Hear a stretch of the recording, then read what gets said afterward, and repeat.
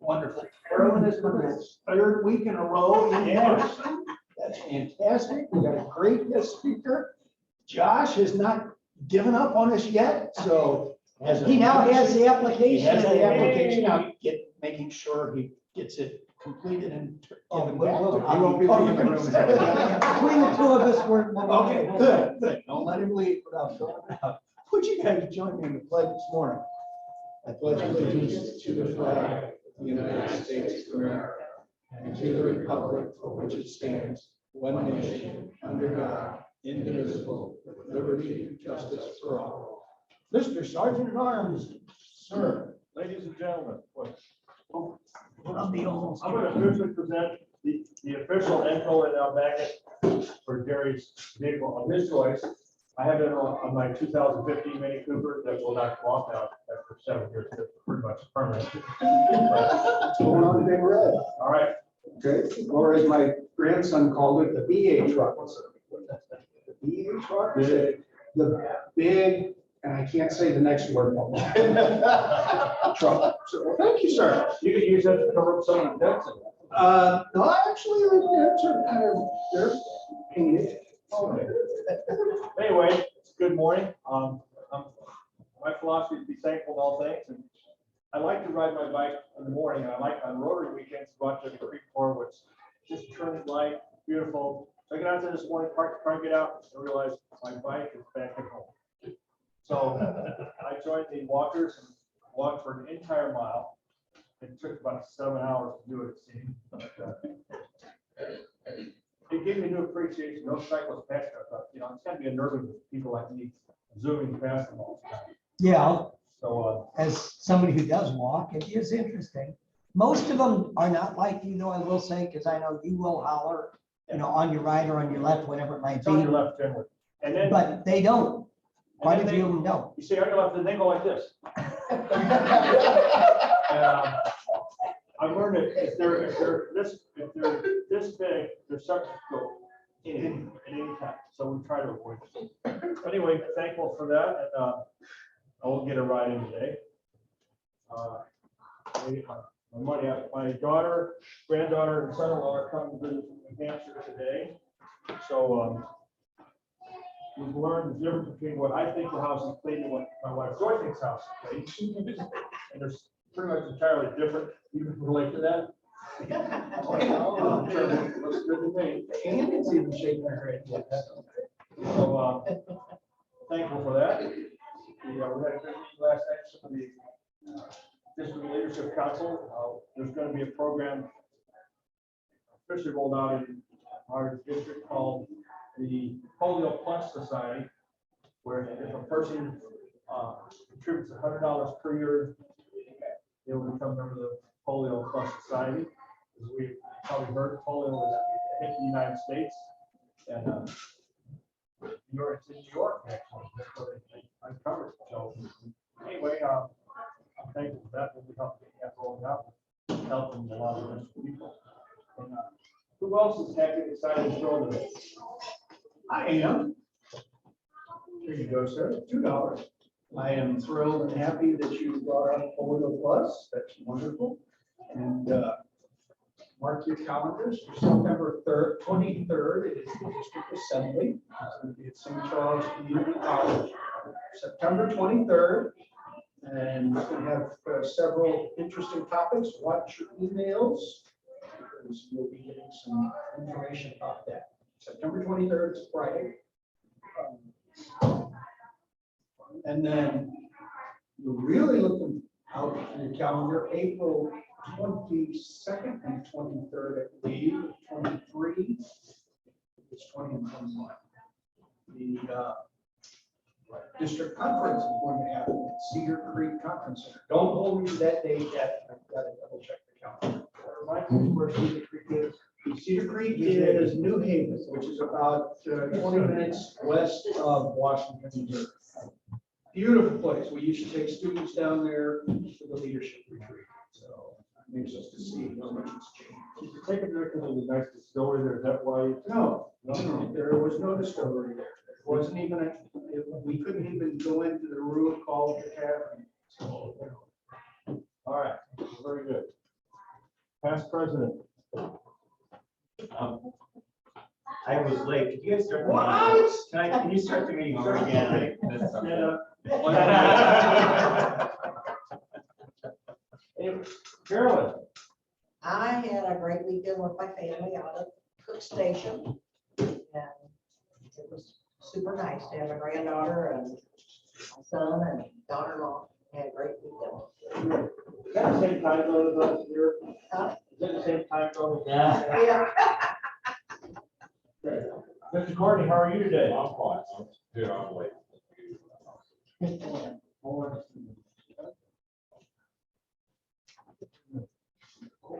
David? You what? I was late, but I worked. Well, you can leave early and make up. For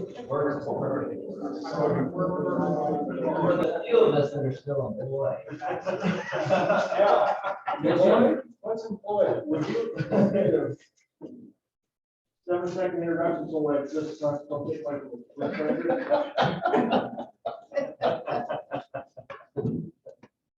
Yes, sir. This morning we have an honored guest, Rocky James Buchanan. I know him now for 15 years.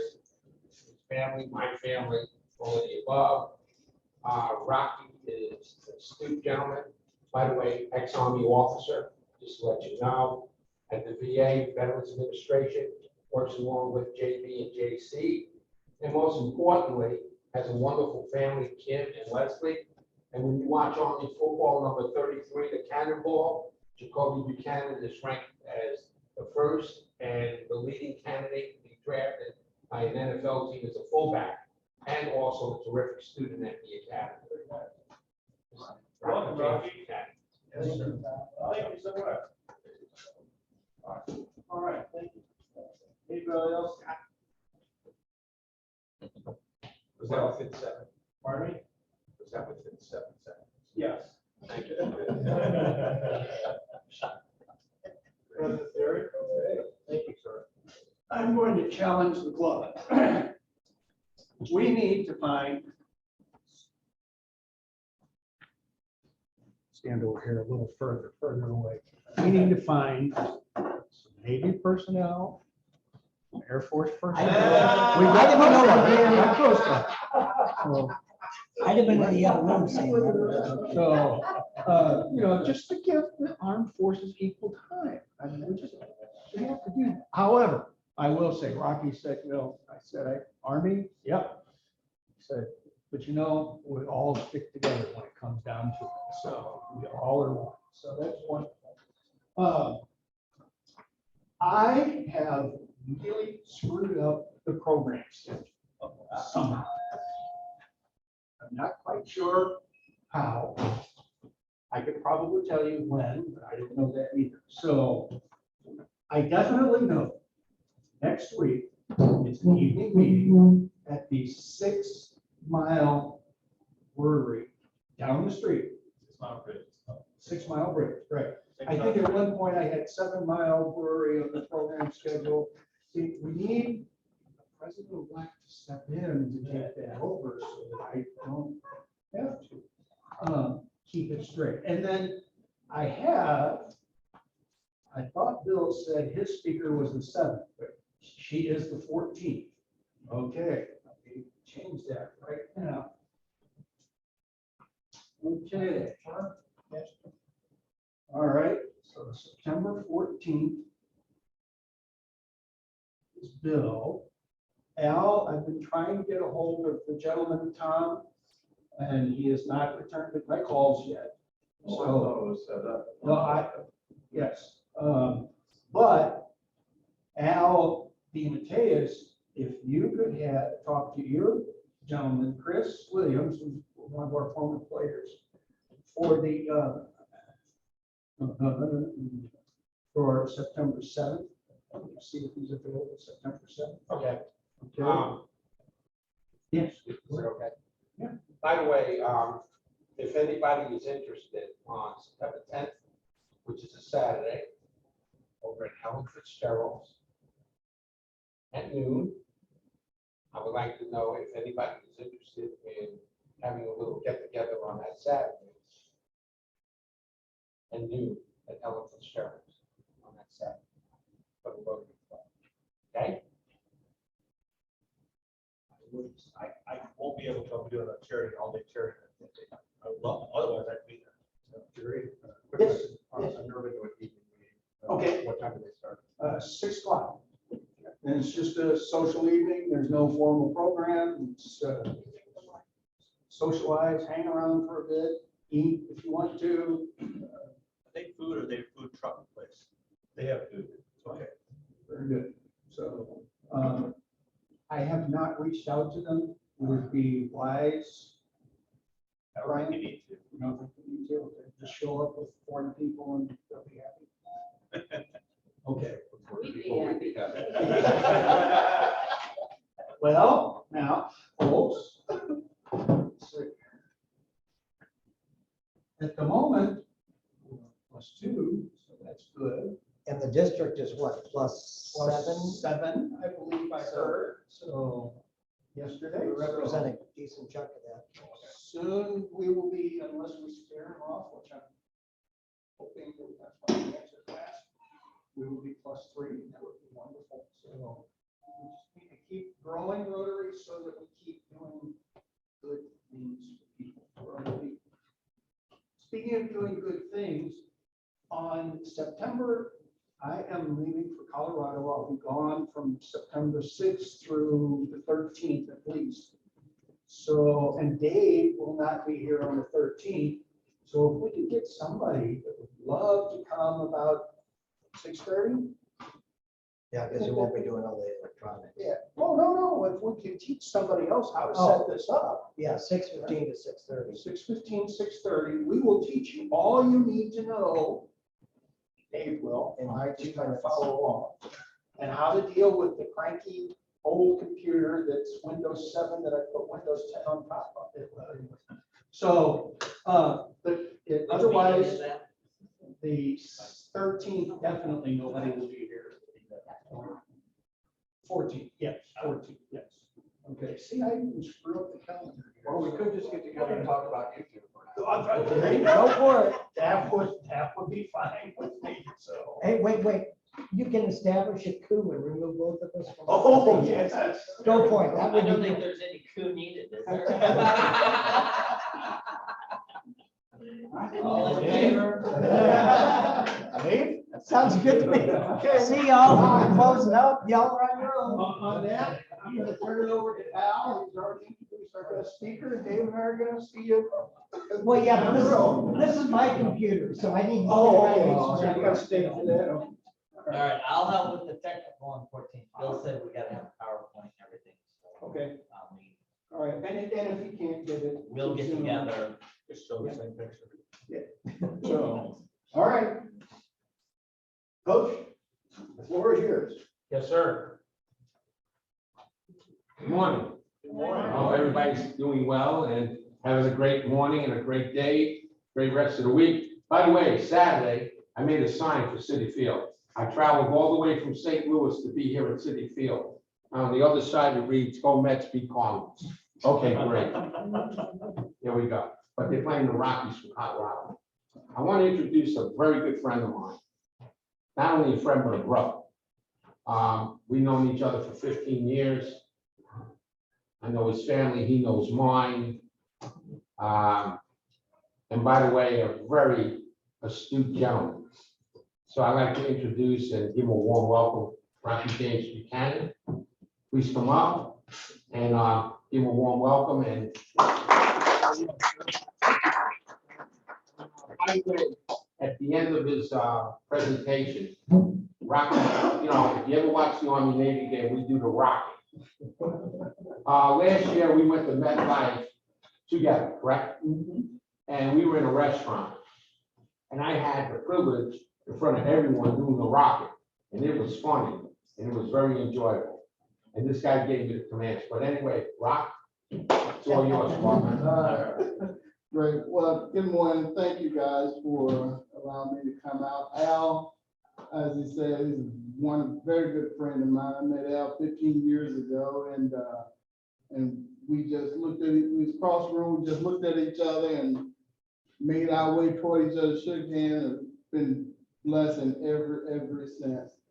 I was talking to Al, of course, we talk often, and I was asking him about, you know, he had mentioned the Rotary Club, and I was asking him questions about it and all of that, and he was giving me answers, and he was telling me about you guys at this club here and all of that.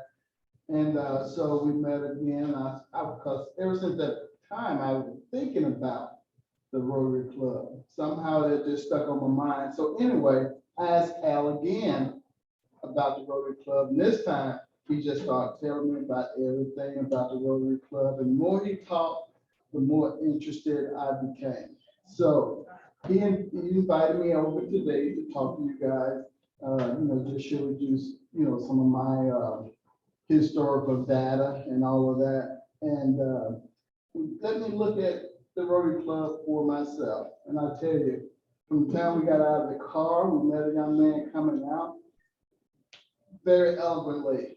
Good morning, guys. How y'all doing? I mean, it wasn't like good morning, guys. It was very upbeat. Walked in, got coffee. Those ladies out there, they are very dynamic. So then I come in here. They're looking for church.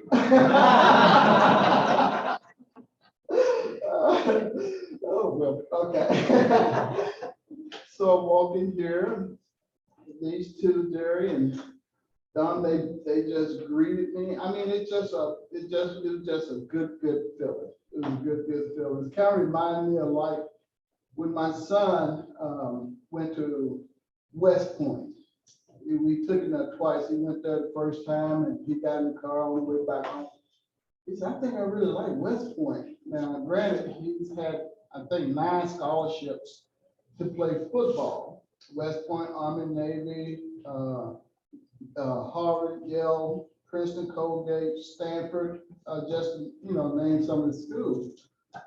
But he really liked the Army. Now, that was a surprise to me because I had no idea this boy was interested in going to the Army at all. Never had any idea.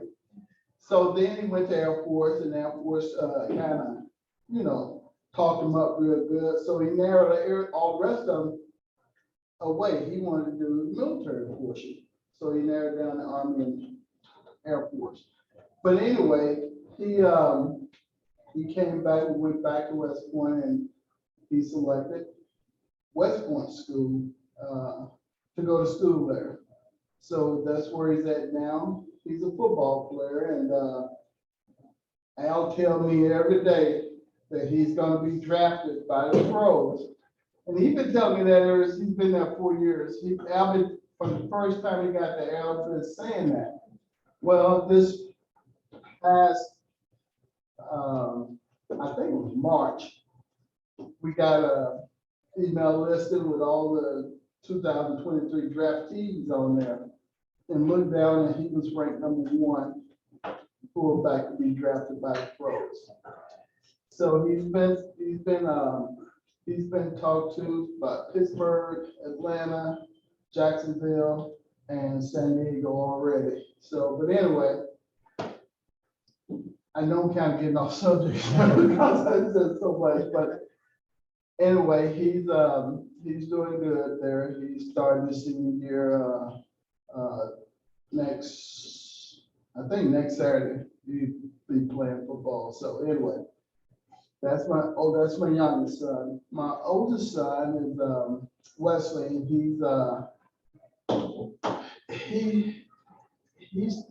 they're 6 years apart. But anyway, when Wesley graduated from high school, Jacoby was starting. When Wesley graduated from college, Jacoby was starting to go to college. So within 2 weeks, we had an empty nest.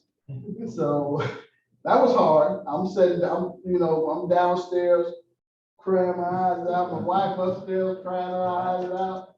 So, but anyway, so Wesley, he went to Nebraska. He started work there and all that kind of stuff. So that kind of left us home alone for a minute or two. But anyway, he did well, and he later transitioned back here to St. Louis, And, so he's working somewhere off of Olive Street. Everybody asks me, where are you working at? I can't think of the name of the place he's working at for the life of me, so. So I have to ask him, where you working? They said, Dad, I've told you this about 5 times, let's go try 16. So, but anyway, that's what he's doing. My wife, Kimberly, she's a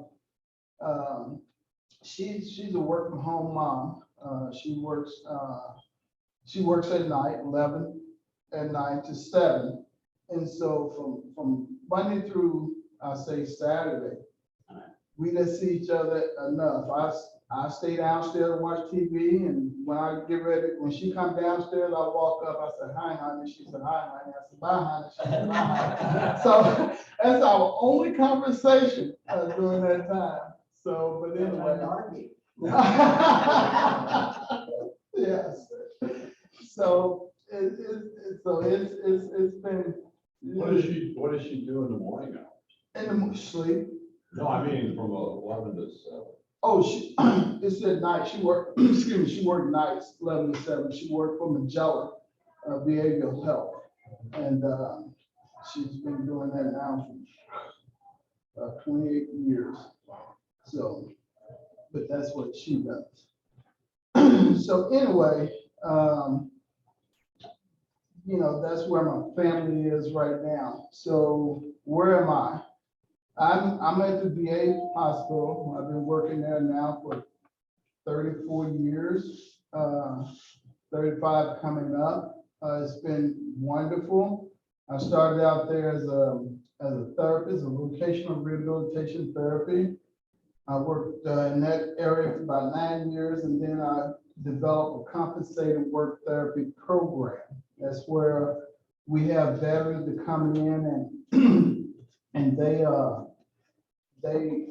we have like set aside jobs that we give them, and you typically try to pay them up to whatever the minimum wages is at that time, trying to get them back on their feet, trying to get them, housing and all that kind of stuff. Plus a lot of them, they are homeless. They kind of lost everything and all that. So it's a way to build them back up. So I developed that program at the VA, and I worked that program for about 13 years. And during that time, management saw, they said they saw something in me, so they called me in and wanted me to transition over to voluntary service and become the chief of that program. Well, I transitioned over, but I didn't come to chief because once I got over there, I really, really, really thoroughly enjoyed working with all the volunteers that are coming into the medical center. I just enjoyed it. I didn't want to manage at the end of that kind of stuff. I just wanted to work with those guys. And so that's what I've been doing for the past, I think, 12 years. Yeah. That's what I've been doing there at the VA. It's a wonderful opportunity, and it's just great. Everybody asks me every day, well, when are you going to retire? I'm like, I haven't thought about retiring yet, which I haven't. I mean, I still enjoy the work I do. I enjoy the people I meet. It's just a wonderful, wonderful environment. And coming here today and just talking with all of you guys, you guys kind of give me that same thrust of enjoyment that I have at the VA that I saw here this morning. So, but anyway, it's been grand. When I'm retired, Rock, when you gonna retire? So, well, I tell her 2 years from now. Well, that was about 5 years ago. I kept saying 2 years. So, but anyway, it's wonderful.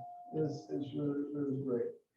And so going back to Al and I talking about the club that you guys are in, and just thinking about how much he praised you guys. So I was looking for that kind of praise when I got here, and boy, I was not disappointed. I saw exactly what he was talking about, and so I said, I want to be a part of that club. And so when I got here this morning, that just convinced, you guys just convinced me that this is a wonderful, wonderful organization. And just seeing the faces of all you guys just really substantiate that. Rocky, and oh, this is for Rocky and Terry. I don't think we realize getting drafted by professional football. In other words, let's say you're the finest quarterback your Britain High School has ever had. What's your chance of getting in the NFL? Well, I'll tell you, Mary Kay and I watched the American Underdog Monday night. It's the Kurt Warner story. Yeah.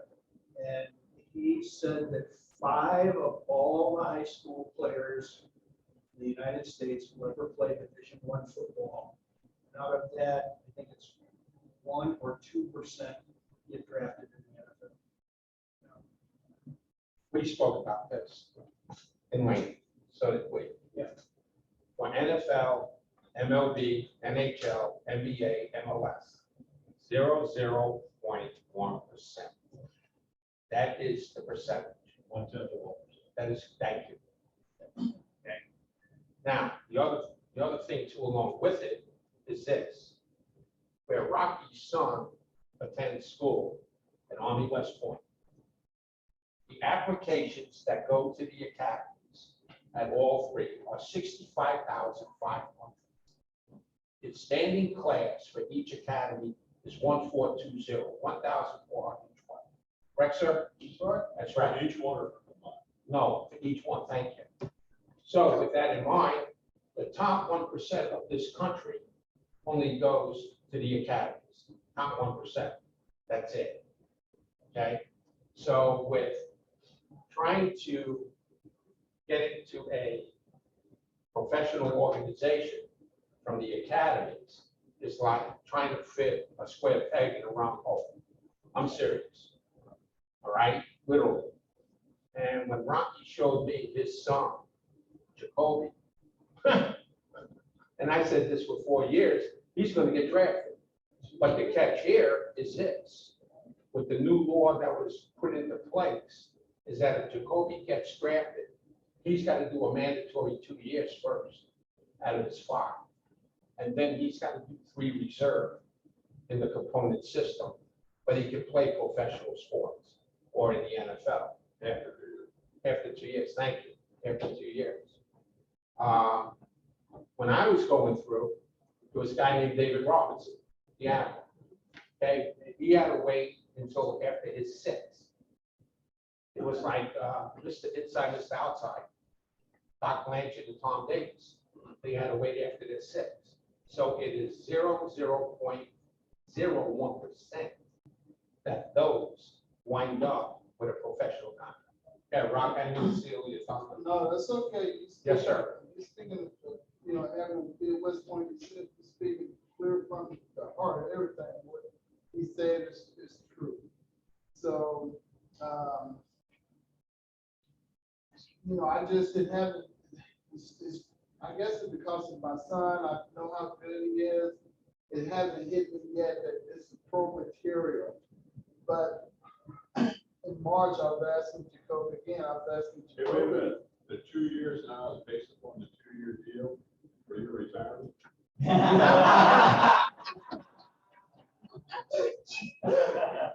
pull nothing over here. Never thought about that, did you? Go my help, but I do now. So we're watching TV and Jacoby, after I got this information, I was asked, I don't know if I told you all this, but anyway, I asked him, I said, you didn't look at the pro? He was playing video and I'm standing behind, he's playing video games. And he said, yeah. I said, I started talking to him about the process. And he tells me, this is out of his mouth, he said, then when I finish, I'm going to the Army. And I'm thinking, okay, well, you gotta go right now, and you can go get drafted and then go. He said one more time, stern. Then when I get finished, I'm with West Point, I'm going into the Army. And so when I started to say something else, he paused the game. He got up, he come around, looked at me, he says, Dad, when I finish West Point, I'm going into the Army. I said, so you're not playing pro ball, you get drafted? So I'm going to the Army. He turned around and started playing video game. I ran upstairs told his mom, you can go down there and talk to him. So I told her what happened. She went downstairs, but she quickly come back up. I said, so what did you say? She said, I didn't say nothing. That's what he wanted to do. That's what he's gonna do. So that's where he's at right now. I haven't said anything else to him about it. I'm hoping he come in and tell me something good that he's gonna be doing, but anyway, I haven't said anything about it, but he's committed to West Point. And, Where did your son grow up here? he grew up in O'Fallon, Missouri. He was, he was born in O'Fallon, yes. And, he went to school at, Chaminade, here, and, did real well, and went on to, college here at West Point.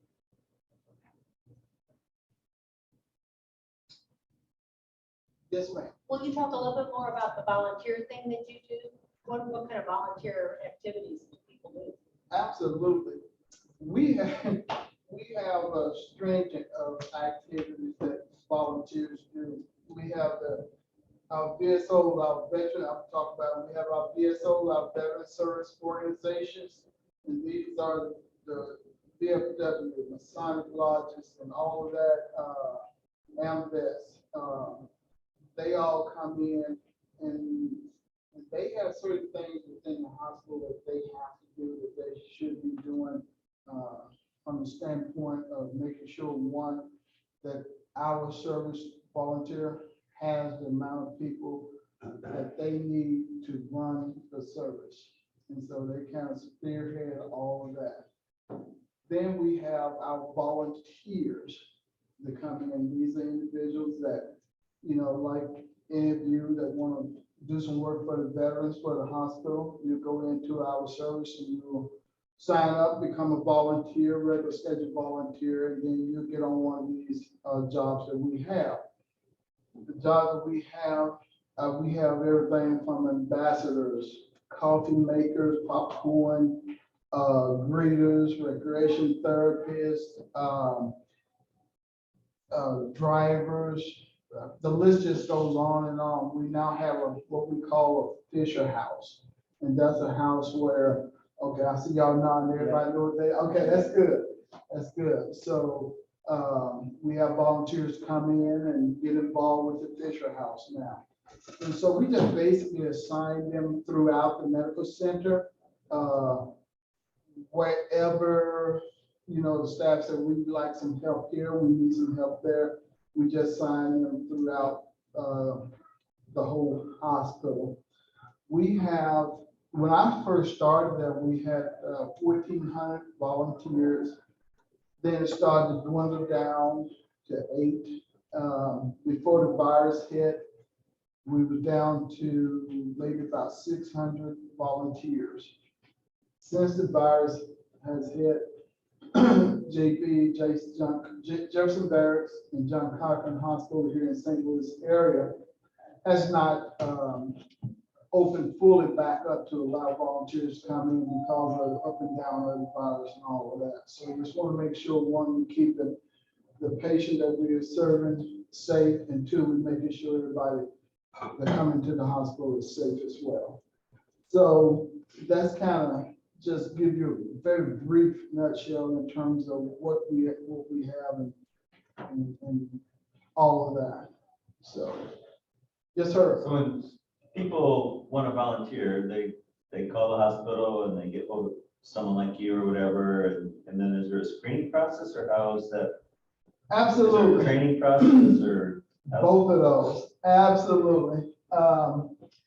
When somebody want to volunteer for the hospital, yes, they will call the hospital and they will get to talk to one of the specialists. And I'm considered a specialist now, and so you either talk to me or two other people in the service. And what we do now,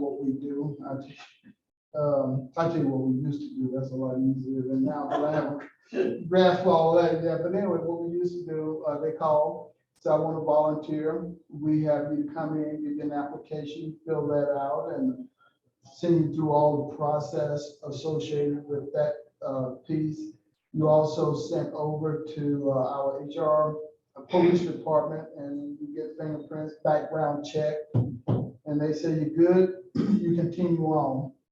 And so once we do that, we see what you're interested in, and we have a whole listing of stuff. And up until that point, I don't think nobody can say what they're interested in that we did not have a job for you.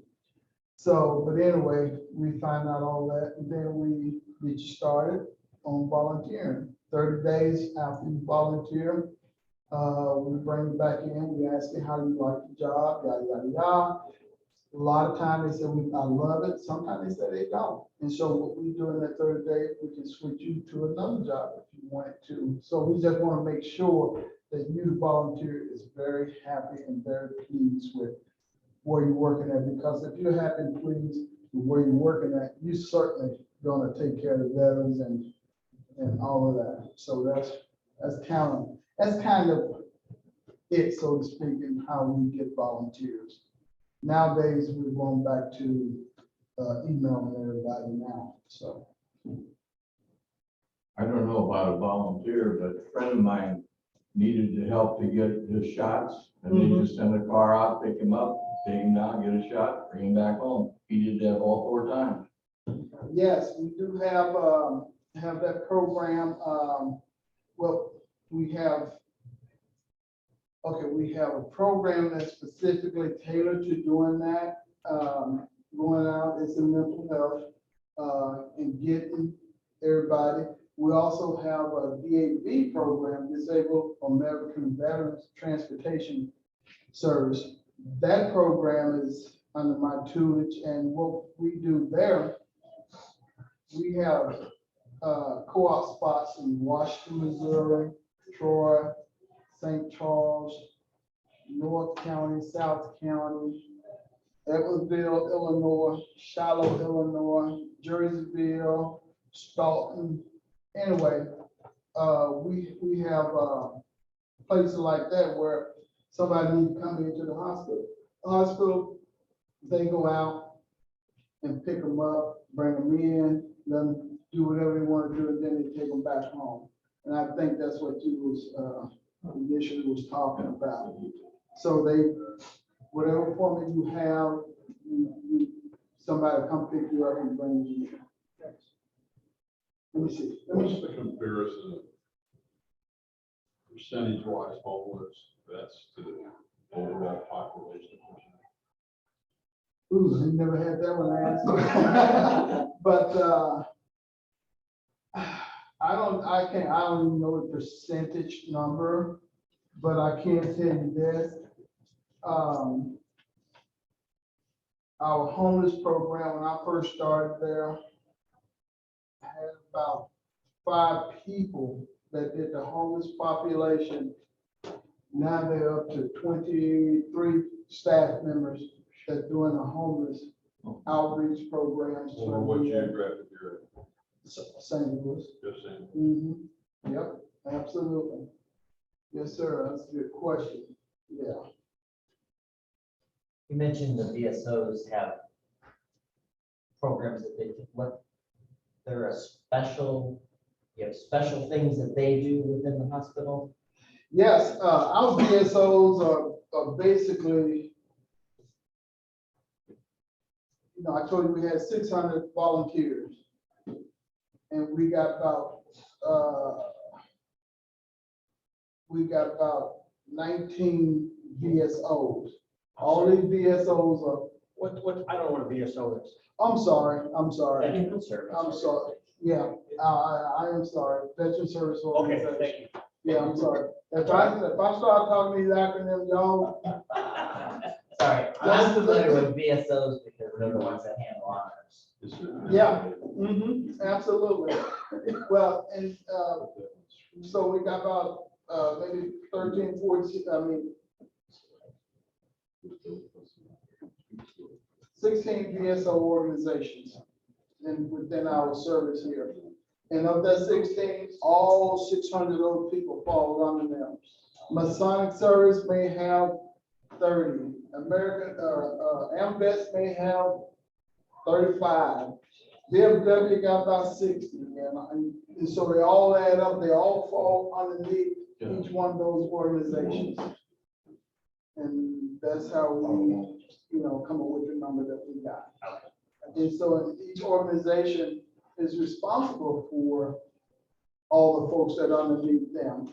And like you heard me say earlier, RS, regular scheduled volunteers, we have basically two types. We have regular scheduled volunteers. These are volunteers that are actually signed up with the VA, actually signed up through us. Those are called regular scheduled. Then we have our occasional volunteers that comes in. These are volunteers that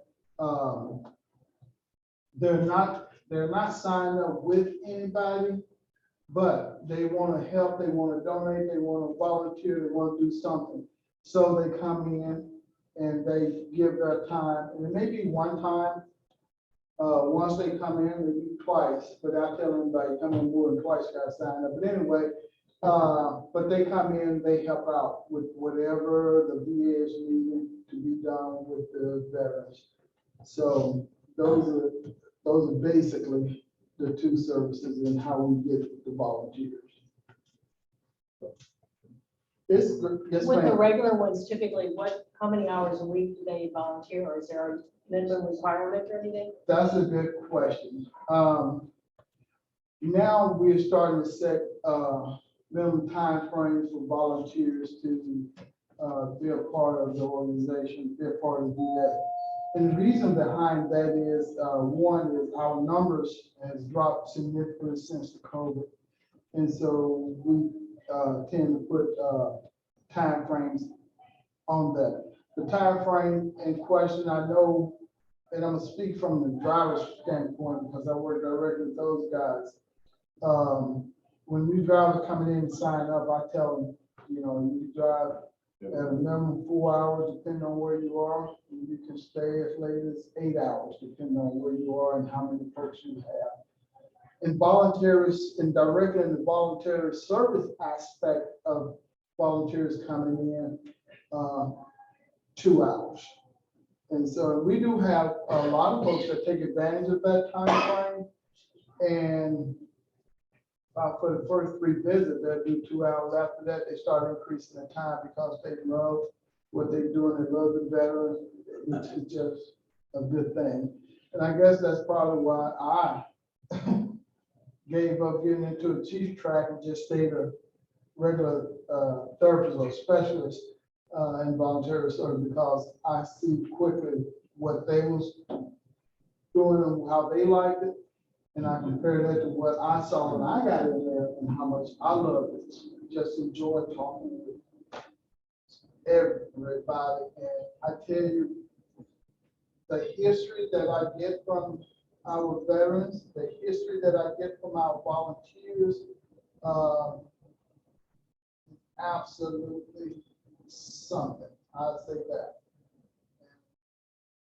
It's just great. It's great. Yeah.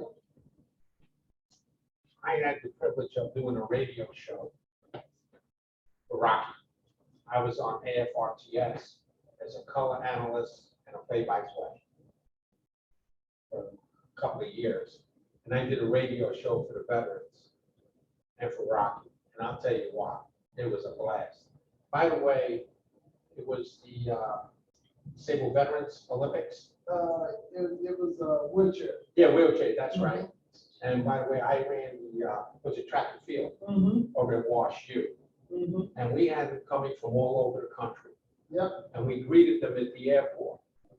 And if you wanted to see a sight of smiles, energetic individuals, I mean, it was a blast. I had a blast, and I had a blast running field events at Wash U. And I gave them a brief history of Wash U on that track, because it hosted the 1904 Olympics. So when you go past Foresight and you look at the back end of the bleachers, you will see the gold Olympic seal on the back end. So being part of the volunteer system with Brock. I mean, it is absolutely phenomenal. It really is. And especially with the families and the loved ones and the veterans themselves. But when they came from all over the country, we had this character from Alaska. And he kept saying, remember, he said it was too hot, we had to take a hose and pour water on the wall. Remember that? I was like, oh, this guy must be a polar bear. You know, but it is a lot of fun. And I want to say thank you for letting me work with you on that. Appreciate that. Oh, good man. We have a lot of good men and a lot of good ladies, a lot of good children, kids came out. It was wonderful. It was very dynamic. It was wonderful. Doctor, what are the veterans? I mean, we hear every day that the veterans from World War II, can't remember how many are dying a day. What is and then I guess the Vietnam vets or the Korean, Korea. I mean, what do you see mostly at the hospital with all? You talking with that or? No, just as far as the patients there. What era are they from? We have, all the ones you just named, we have a very, very select few World War II vets. We have a lot of Korea, a whole lot of Vietnam, Desert Storm, Shield, all the way up to today. So that's what kind of veterans that we have. I tell everybody, our older vets, when I was in them, was kind of like our older road vets, but now they're our older vets, that's World War II. I think I heard on the news a while back that there was a story on that. I thought they said some man passed, he was 104 years old, World War II veteran. I thought they said then that in Missouri, we had, I ain't gonna say a number, I can't remember, but it was like that was still living. And, so, but yeah, they are passed. So, our Vietnam vets, of course, they gone through a lot themselves, a lot of changes in the law and all that kind of stuff, making sure that they are, taken care of. All of that has been changing ever since that war, and so it's still changing today.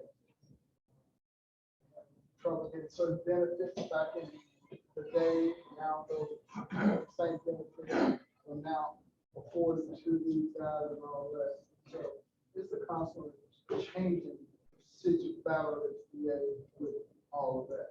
And I think today I can say that VA is more open-minded in terms of what they're hearing from you.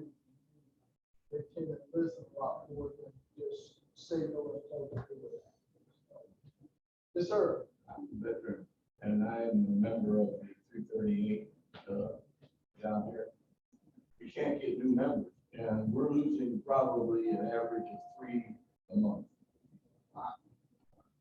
Some folks are down. You can't get anybody to join. That's so. Yeah, just like everything else. So it's we have a meeting now, maybe 8 to 10 people show up. 25 years ago when I started, we had 45 to 60. Now we're down to 8 or 10 people. Unbelievable. Wow.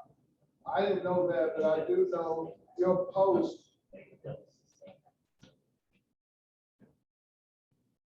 Yeah, they're changing the laws now to allow people to get in that have been military. They're changing the laws a little bit. Don't have what those laws are. I just heard that they're changing laws now so that people can get into posts like 338, who downsizing a lot because of that, to make it easier to get the numbers back up. I know. Anyway, Did You know, many of the Vietnam War veterans join? It was stopped after maybe World War II in Korea.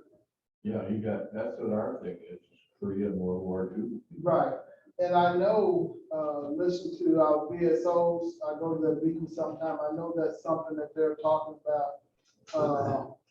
Recidivist, you know, that kind of stuff, and people not being allowed into these organizations because of yada, yada, yada. So I know they're changing the laws a little bit to allow more folks flexibility to get in. Yes. I went to a meeting down in Fort Leonard. I think I told you about this. And by the way, our military branches, Army, Navy, Air Force, Marines, Coast Guard, when an individual is ready to ETS or OETS, meaning enlisted or officer, what they're starting to do now is that they're starting to bring in VSOs onto base. So when these individuals are ready to leave military service and continue their lives as civilians, they are letting them know, this is what's out there for you, to offer to you, to make the transition. But the headache is that, you know, many of us come from all over the 50 states. There's no guarantee that that individual city or town within that particular state, that they are going to get the numbers that they think they're going to get by those ETS and OETS into civilian life. We talked about that, you know, several times. But they are doing that now for the last 10 years on military installations, and not only on the portion of benefits, but everything, the whole ball of wax: housing, development, transportation, education, healthcare, all of the above, to make sure that that service member has the understanding and they can facilitate to themselves if they're single, or facilitate to those who have families. And we have, VA, has since, the VA has since, speaking of what I was talking about, we now have staff stationed at Scott Air Base. We now have staff stationed at some of the other bases around. And these staff members are designed to get those veterans that are active duty, ready for the onset of their healthcare at the VA medical center. So they did start that, yes, about 10 years ago. Yeah, he's right about that. So we're just trying to reach as many veterans as we possibly can. I know our new director, he started out in engineering service, but he became director, and under his tutelage, I see a whole lot of great changes that have transpired under his tutelage, under his watch. And he understands fully what the veterans need. He just didn't accept the job because it was raining and all that kind of stuff. For him, he accepted it because of the veteran.